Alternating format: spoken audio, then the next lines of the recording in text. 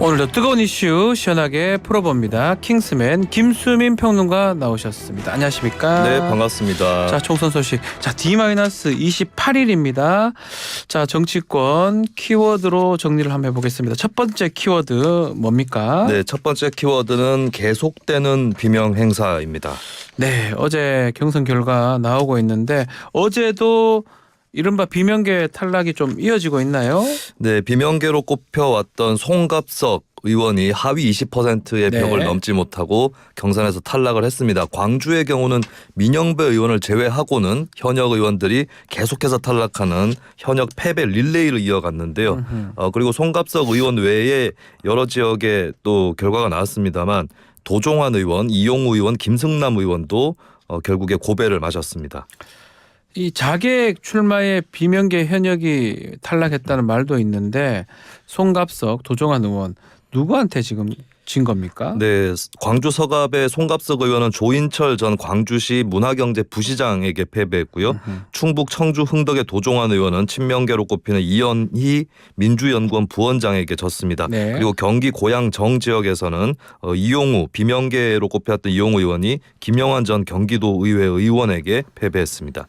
반면 지도부 같은 경우는 100% 공천이 됐네요. 네, 마지막 지도부 멤버인 당 대변인 박성준 의원이 정호준 전 의원을 서울 중구 성동 을 지역에서 꺾었습니다. 네. 주요 당직자 23명이로서 전원 공천이 된 것이죠. 자, 민주당 공천 막바지에 이르고 있는데 전반적인 상황 어떻게 분석할 수 있을까요? 네, 일단 남아있는 경선 결과들도 네. 있는데요. 비명계로 꼽히는 전해철 의원, 양문석 전 통영고성 지역위원장하고 안산 갑 지역에서 격돌을 했는데 네. 전 의원 또 하위 20% 의원으로서 이제 20% 감사안이 되는데 네. 그것이 어떻게 영향을 끼칠지 또 주목을 받고 있고요. 그리고 올드보이 공천이라고 해서 어느 정도 논란이 있었던 박지원 전 국정원장, 정동영 전 장관 등에 대해서도 오늘 결과가 나오게 됩니다. 근데 결국 경선은 뭐 당원이나 그 여론조사로 하는 거 아닙니까? 네, 그렇습니다. 그러니까 그게 뭐 비명이 뭐가 뭐 탈락시킨 게 아니고 경선 50, 그러니까 여론조사 50, 당원 50으로 결정이 난 거니까요. 그걸 한번 지켜보기로 하고요. 국민의힘도 한번 살펴보겠습니다. 어제 나온 중성동을 결선 결과 하태경 의원이 떨어졌습니다. 네, 중진 정치인 전현직 예. 의원 3명이 맞붙었던 중구 성동을 국민의힘 지역의 경선이 어제 결선까지 마무리를 지었습니다. 일단 1차 투표에서 이영 전 의원이 탈락을 했고 그다음에 네. 결선 투표에서 이해운 전 의원과 하태경 의원이 맞붙었는데 이해운 전 의원이 승리를 해서 본선에 오르게 됐습니다.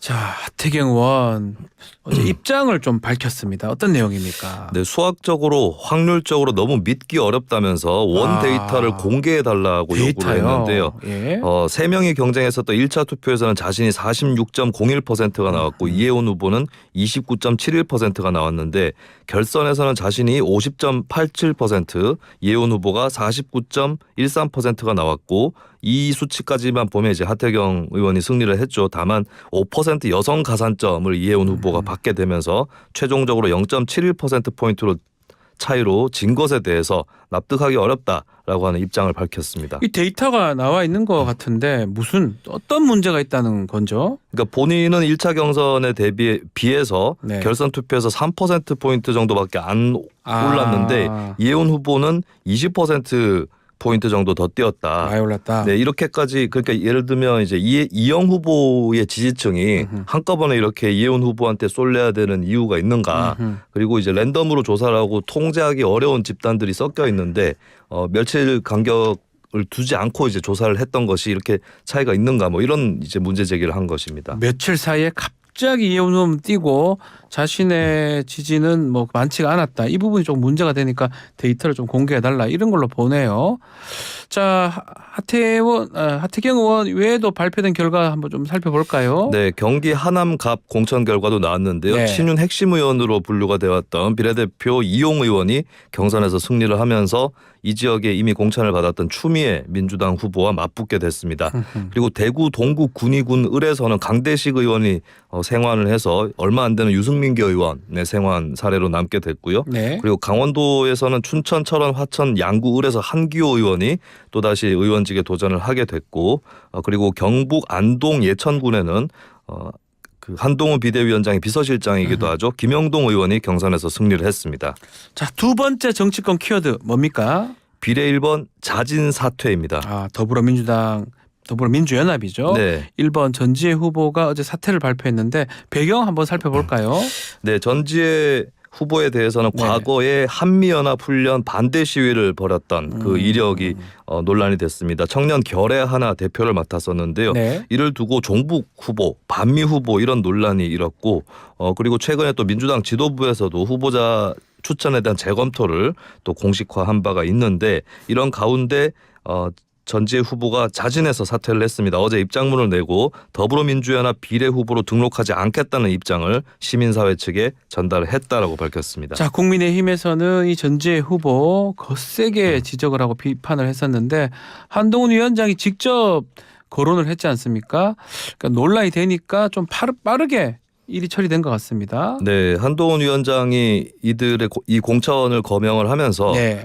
그렇다면 민주당이 이번 총선 공약이 반미인 것이냐라는 취지로 그렇게 반문을 했었거든요. 여기에 대해서 좀 논란이 계속해서 일어났고 특히 이제 사실 이번에 그 전지혜 후보 말고도 정영희 전국 여성 농민의 총연합 부회장 네. 같은 경우도 비례대표 명단에 올랐었는데 같이 자진 사퇴.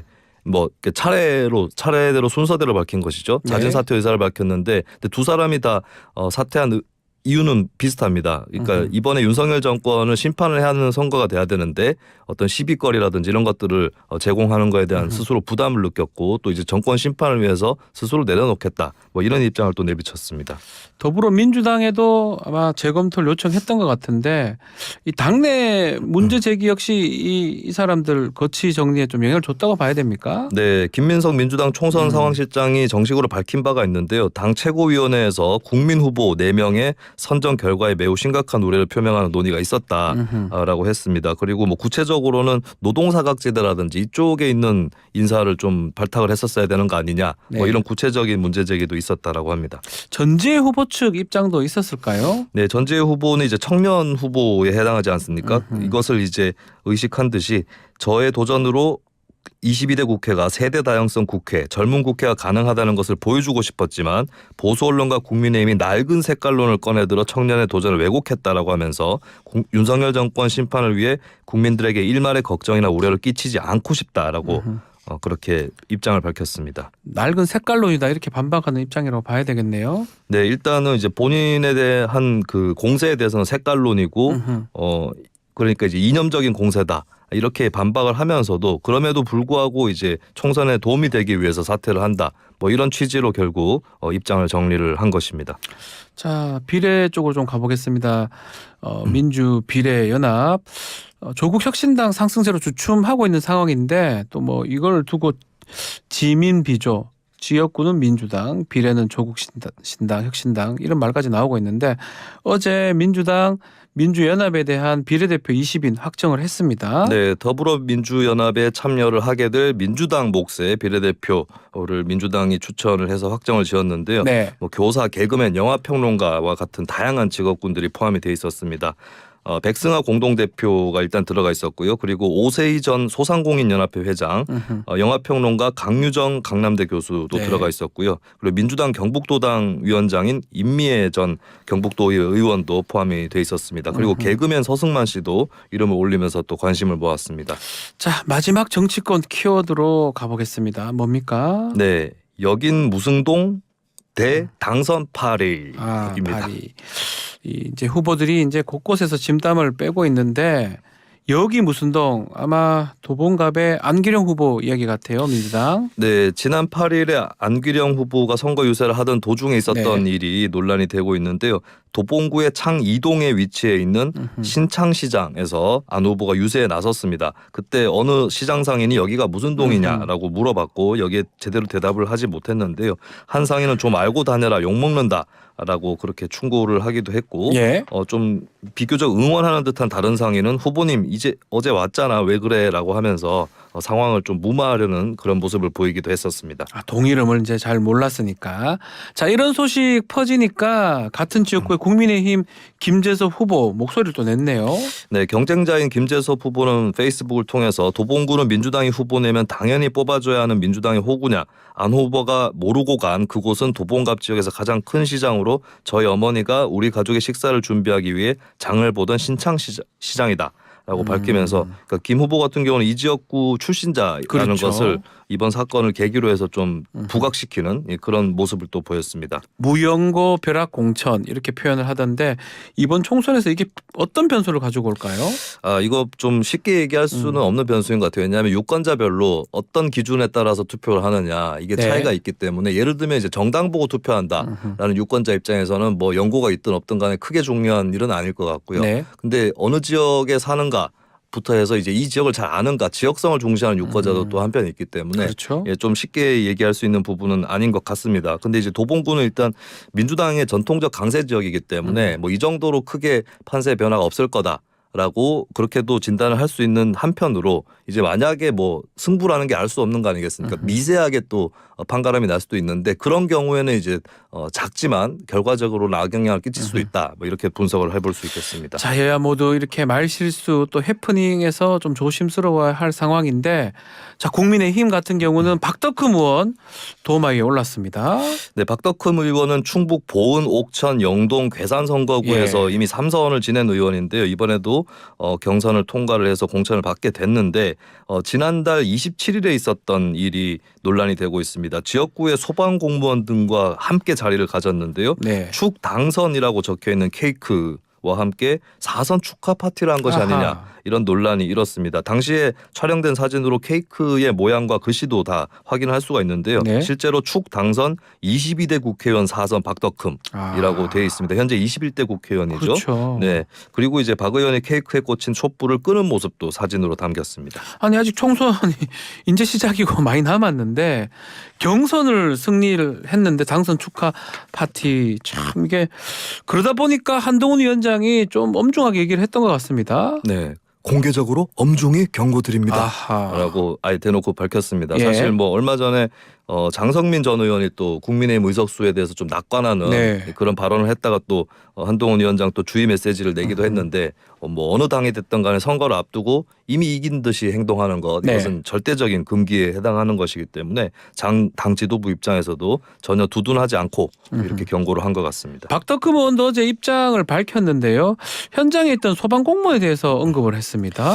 네, 박덕흠 의원은 일단 이 자리가 당선 예. 축하 파티라는 걸 알지 못하고 갔다. 아. 그러니까 경선에서 이긴 것 정도로 축하하는 자리로 알고 있었다라고 했고 그리고 이 자리를 열었던 모임이 금사모라는 모임으로 알려졌는데 뭐 한간에서는 좀 다른 해석이 있었는데 여기에 대해서도 이제 뭐 금강을 사랑하는 모임이다. 뭐 이런 반박도 금강이요. 옆에 있는 한편으로는 금강. 있는 상태입니다. 좀 여러 가지 말들이 오고 가고 있는데 네. 종합적으로 보면 이제 본인은 당선 축하 파티인 줄 몰랐고 그리고 소방공무원 같은 경우는 고향 초등학교 후배로 잘 아는 친구인데 그도 초대받아서 온 것으로 안다라고 했고 이제 소방공무원 측도 어떤 자리인지 잘 몰랐다라고 얘기는 하고 있습니다만 근데 어찌됐든 간에 정치적 중립의무 위반이라는 의심은 받고 있기 때문에 여기에 대해서는 이제 소방본부도 그렇고 선거관리위원회도 그렇고 사실에 대해서 조사를 하고 있는 그런 상황입니다. 자, 대규모 의과대학 증원 둘러싸고 정부 또 의사들이 강대강 대치가 계속되고 있는데 전공 이탈은 4주째 이어지고 있고 서울대 의대 교수들이 오는 18일 다음 주 월요일이죠. 집단 사직서 제출하기로 했네요. 네, 그렇습니다. 일단 계속해서 강대강 대치가 이어지고 있는데요. 네. 의대 교수 서울대 의대 교수 쪽에서는 합리적인 대안이 없다면 오는 3월 18일을 기점으로 모두 사직하겠다.